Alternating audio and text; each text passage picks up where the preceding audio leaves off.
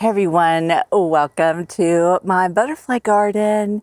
You guys, the weather prediction for our winter here, I'm in Florida, zone 10A, is a mild winter because is it La Nina? It's one of those.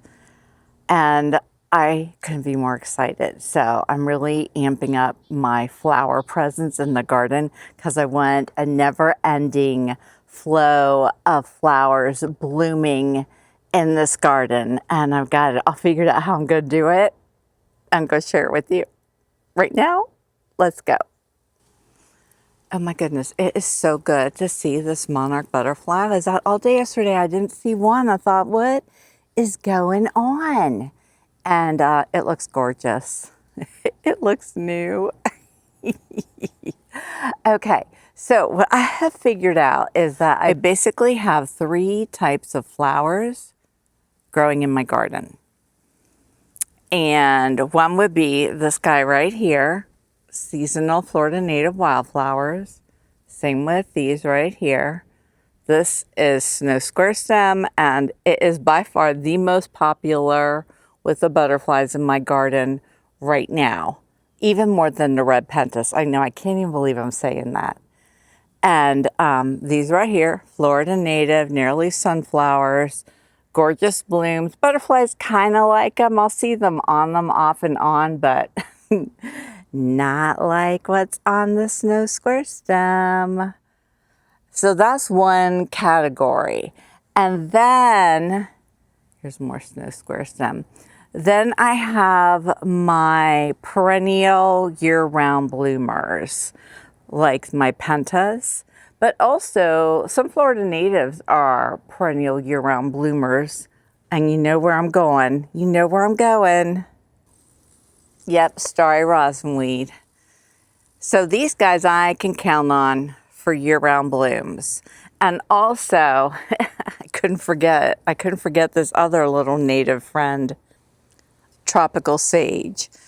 And tropical sage comes in multiple shades of pink and red, and there's white. Do I have white right now? I've got to have white. Okay, here's some white.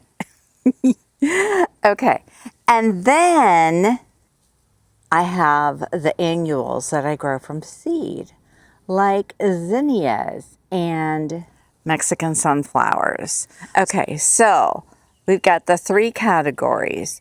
The Florida native wildflowers, like the Stokes aster, that are seasonal blooming. The annuals that I can grow from seed that don't last forever, but I can keep growing more of them. And then the gorgeous year-round I can count on for blooms. Pentas, tropical sage, porterweed. I don't think I mentioned that one yet. All right, here together, starry rosinweed.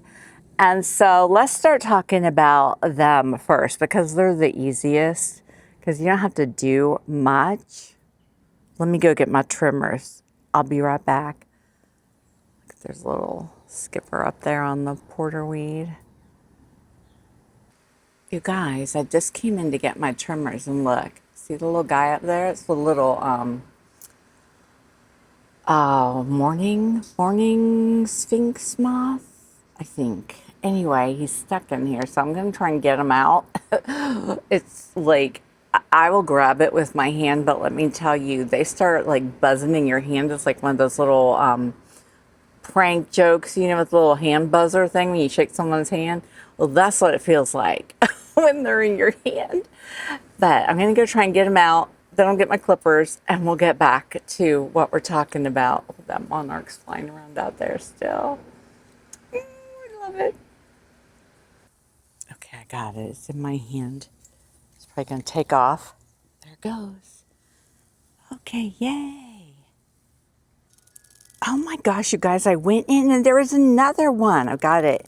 I had to catch it with the net. It's in my hand. I'm gonna slowly let it go. There. Oh my goodness. The rescuing I do for these guys. Whew, okay, now let's get back. I feel like I say this a lot, but deadheading, deadheading, deadheading. Best way to keep tons of flowers on your year-round blooming perennials. We're going to stop right here at the starry rosin weeds. These blooms don't last super long, so there is always tons of deadheading to be done. Now, sometimes I'll let the heads completely dry out and go to seed because I want lots of these, but they don't all have to do that. So I'll cut them down to where I see new growth and possibly a new flower coming in. And honestly, I love walking through my garden. Two things that I love, walking through my garden and hand watering, and just walking through with a pair of clippers. And oh, look, see there, look how dry this one is. I'll just leave that one and let it drop seed.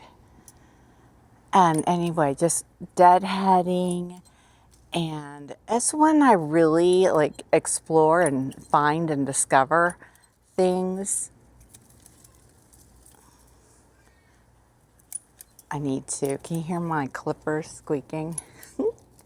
I'm not going to make you sit here and watch me deadhead all these, but I need to.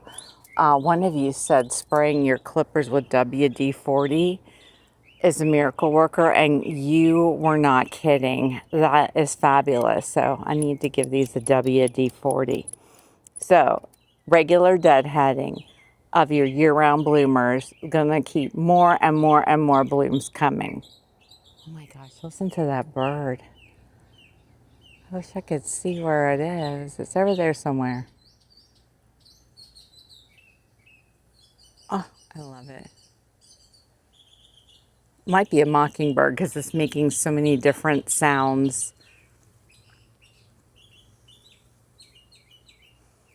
Is that monarch still here? Okay, let's go deadhead a few pentas. And then we'll move on to the next category. Oh, look, here's a zebra longwing.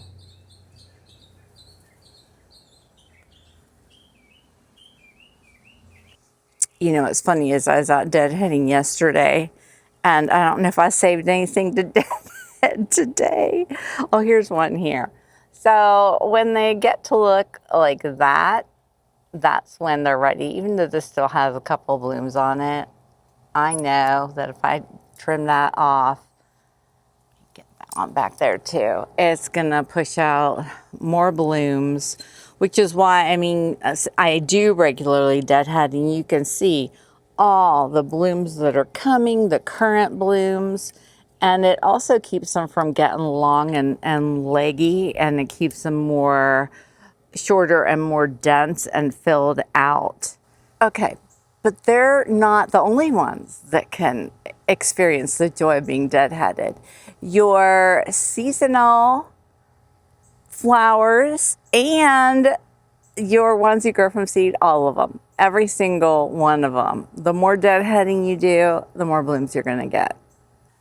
And something I noticed, because I've been kind of sad, because my narrow leaf sunflowers, I'm starting to get these, right? I was out deadheading yesterday, and I noticed, let me see if I can find one. Here's one here. Look, looky, looky, looky. Did you say looky when you were a kid? We said looky. Looky over here. I don't think anybody says that anymore. I feel like I've said that already here. Look, there's a bud. Like there's a new bud coming. I'm so excited. So you know I'm going to be out here regularly deadheading these guys to hopefully keep more flowers coming, because I don't want them to go away. I'm not ready for that yet. They must stay. They must stay. Same with the snow square stems. You can leave some to go from seed if you need more, or maybe you don't need more. And look at that cute little bee there. And then you can just deadhead away and Oh, guess what? Here's a zinnia. It needs deadheaded. I'm going to take that all the way down to its stem. There we go. And these I'll just toss down in there. Let them decompose. And there we go. So, number one way to keep flowers flowing in my garden is regular deadheading.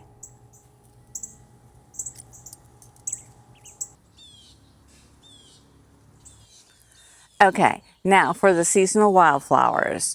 I can't force them to stay blooming, even though I want to. But what I talked about doing earlier, and I'm definitely going to do, is moving seasonal bloomers in and out of my garden. Like right now, the Georgia aster is one of my favorites,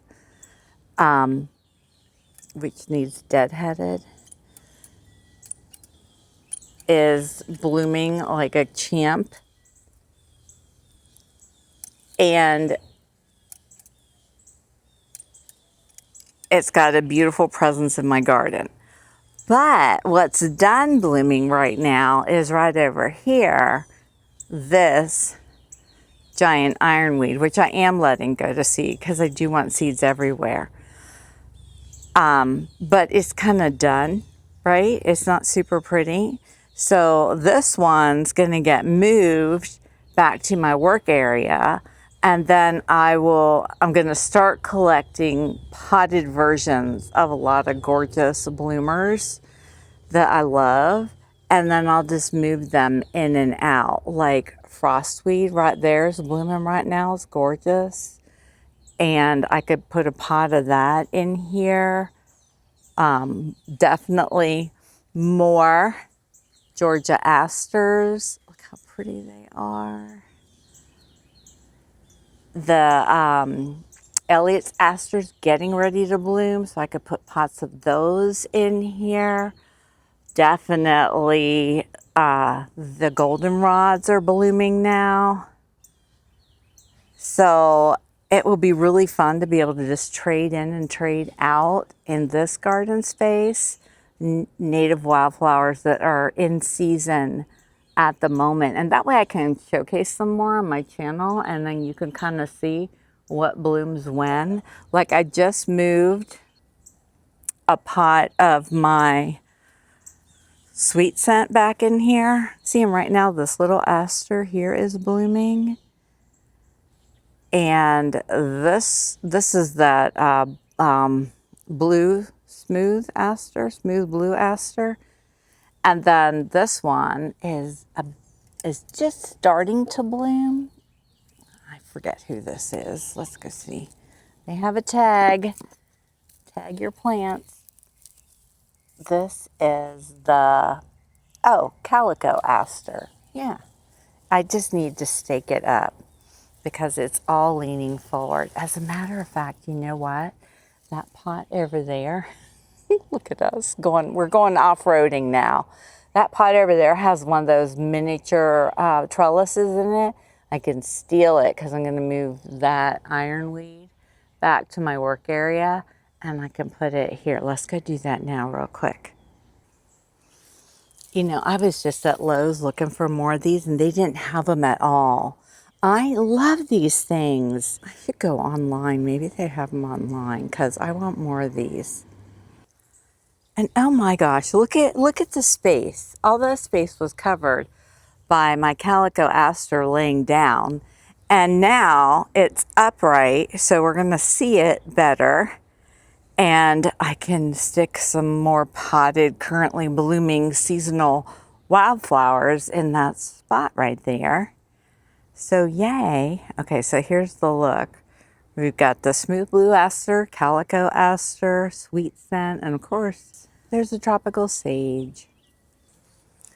All right, so back here, I have another giant ironweed that is about to bloom. Why it's blooming is because a lot of native plants are grown, I have this too, in South Florida and because of that, their blooming schedule's a little off. So when they sell them to a different market, like Central Florida, sometimes they're blooming when they normally wouldn't be.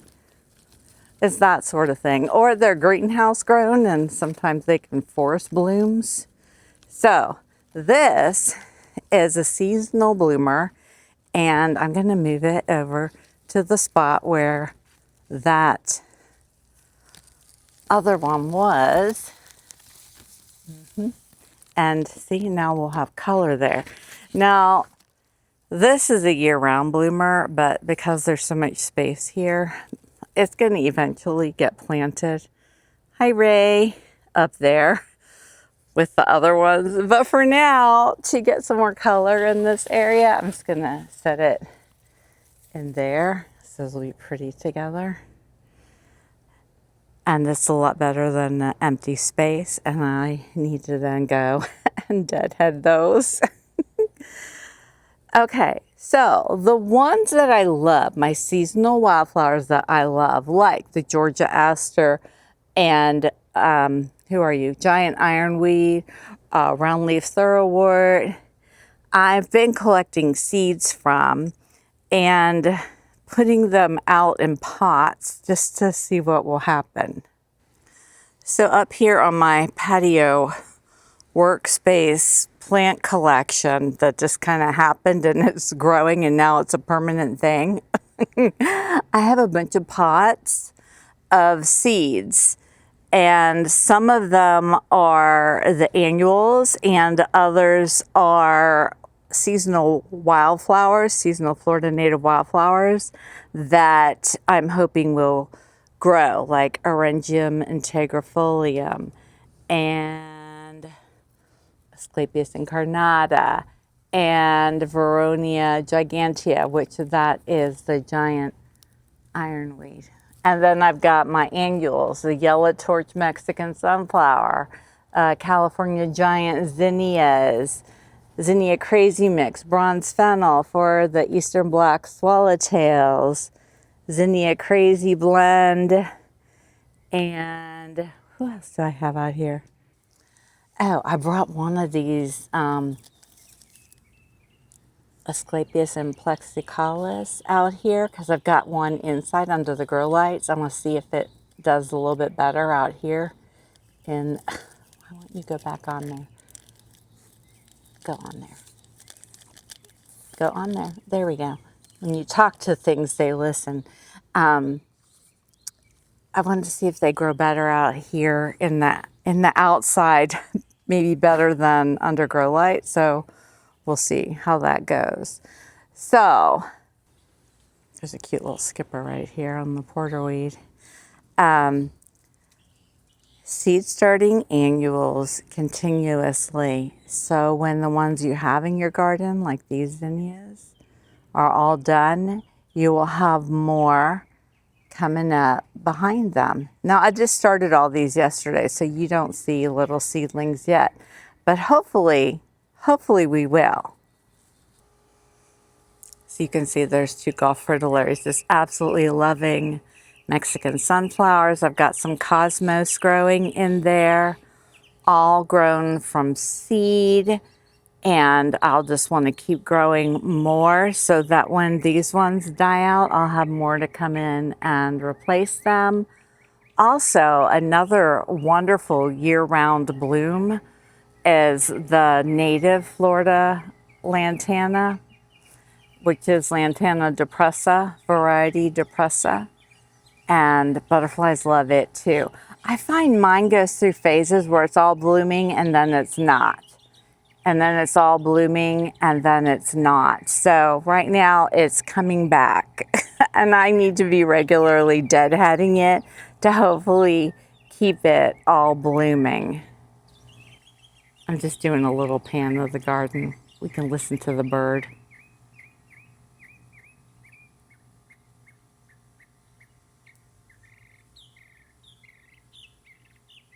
A little Gulf fritillary right here.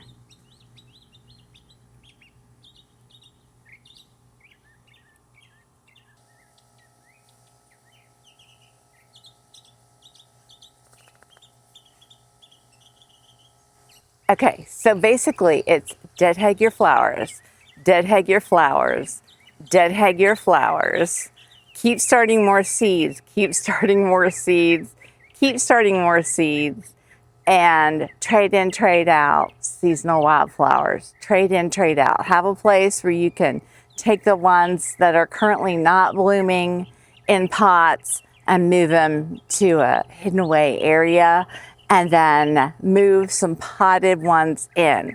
So my plan is to grow more seasonal wildflowers in pots so I can move them in and out and grow more annuals. I don't know why I don't grow more zinnias. It's like, it's so easy. I have a gazillion zinnia seed packets in my garden room. Why I am not constantly throwing seeds in pots and just setting them out and letting them grow, because that's what happens. It's super easy. I don't know. It's like I have to force myself to do it. Same with Mexican sunflowers. So I'm getting more and more on that. And then just walking through the garden with my trimmers, just going at the pentas and the starry rosin leaf. Yeah, okay. All right. What else? Let me think. Polydamas swallowtail just flew in. I love them. Oh, we should go check those eggs over there, see if they've hatched yet. I haven't looked at them yet today. Let's go do that. There's a little sulfur butterfly over there too on the white tropical sage. I haven't seen that monarch again.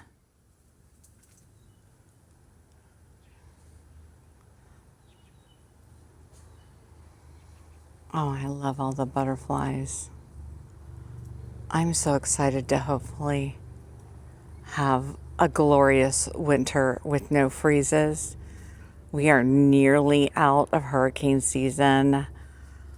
Oh, first year in a long time I haven't been glued to the weather, watching a storm approaching to see where it's gonna go. I mean, there's been some storms, but nothing that's like even been coming close. I'm so grateful for that. Okay, let's go check and see if there's any hatched eggs. Like, what am I gonna do? You know I'm gonna see those babies and want to bring them in. I do not have enough pipe vine yet. But on my next video, which will be, what's today? Thursday? Monday. You're gonna see the enclosure set up that I'm trying now, and you're gonna see what I did with the big lepidarium. Yeah, you gotta wait till Monday. And so if you don't know what all that is and you're new here, well then you just need to subscribe to my channel. Look at my sky blue vine. What is this? Blue sky? Blue sky vine? Sky blue. Sky flower. Sky flower. It's still blooming. It's gorgeous. And this grass is still blooming in here too, which none of you have chimed in yet still and said, oh, that's good, leave it. Or, oh, that's bad, get rid of it. So it's still here. And my neighbor dog is saying hello. Look at this sky flower is just spreading out. Look, it's all stretched down into there. I'm just letting it go. And look at this. This is a baby. Who are you? It's a tree. It's a tree. It's oh, it's the winged sumac. And look, it's got like it's gonna flower. I think this is a winged sumac because this came in the pot with my big winged sumac, and when I up potted it, I was able to separate this out and put it in its own little pot. But what I don't understand is why it's blooming, because I thought they went dormant, and it's like mid-October. Can you believe it's mid-October? And so why is it blooming if it's supposed to go dormant? Or maybe it's not a winged sumac, and maybe, but it sure looks like one. Let's go look at my big winged sumac. See, here's the big one. It looks the same, doesn't it? It doesn't look like it's going dormant either, but it's not flowering. So I don't know, but that'll be interesting to watch and see. We're back here, my things that are tall garden. Look at that liatris. Oh, remember in that last video, the Gulf fritillary was on it? Oh, that was such a pretty, where is it? There it is. That was such a pretty shot. Wonder how long I have to stay in here like this till butterfly comes along and lands on it. No, I'm not going to make you do that. I just think this is also pretty how everything's all intertangled. This is my button bush, and it's showing its fall colors because it's going to go dormant. And it's got goldenrod that's just kind of woven in with it. I love entangled flower combinations. No butterfly yet. Oh, almost. Did you see that? We almost have one.